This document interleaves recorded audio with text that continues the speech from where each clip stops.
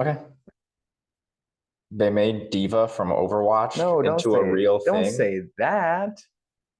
but Don't it's Diva. don't say that. No one It's knows what that means.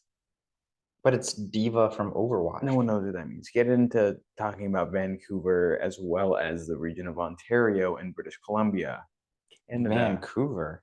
I don't know. Canada. What's up, real people? We're keeping it Yes. real in Canada today.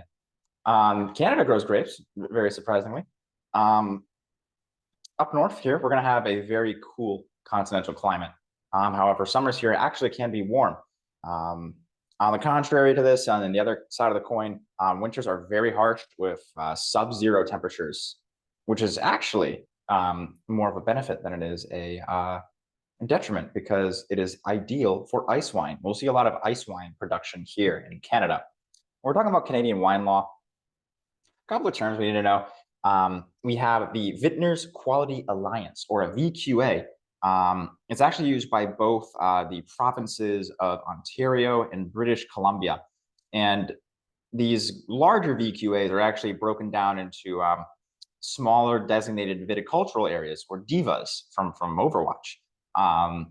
Every VQA wine must use 100% of the grapes that are grown in that province. And they must also be made from 100% Vitis vinifera or selected hybrids.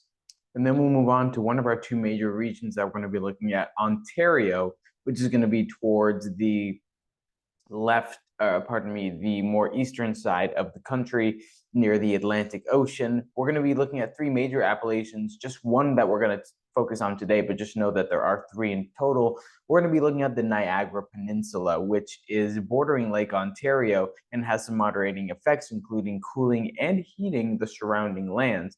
This can extend the growing season and allow airflow to help prevent diseases from forming, such as think fungal or rot, as well as mold or say gray rot as well. Grapes, we're going to be looking at some hybrids and some not.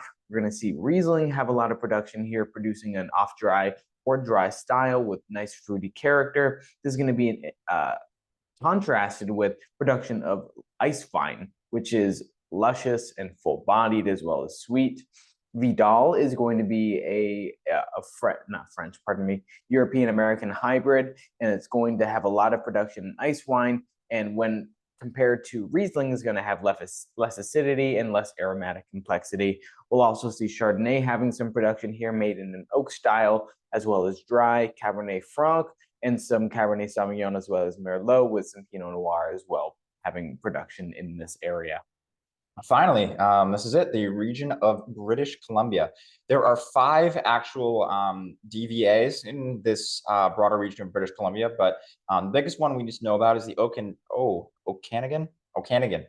Valley. This valley actually lies in the rain shadow of 2 mountains. And the days are long here due to the physical altitude, which actually aids in the grape ripening. You have longer sun exposure. The lakes of this valley actually moderate the temperature and help extend the growing season by retaining the summer heat long into the wintertime. And we'll see that the most widely planted varietals here are Merlot, Pinot Noir, Pinot Gris, and Chardonnay. This valley is also known for ice wine, using either Riesling or Vidal. So that was it, real people. Oh, Canada. What's this all about? What's all about? What's this about? I'm about to go put on my boots, a boot in my hoose. Oh, yeah? And go see a moose. It's real. Keep it real, people. It's real. Canada.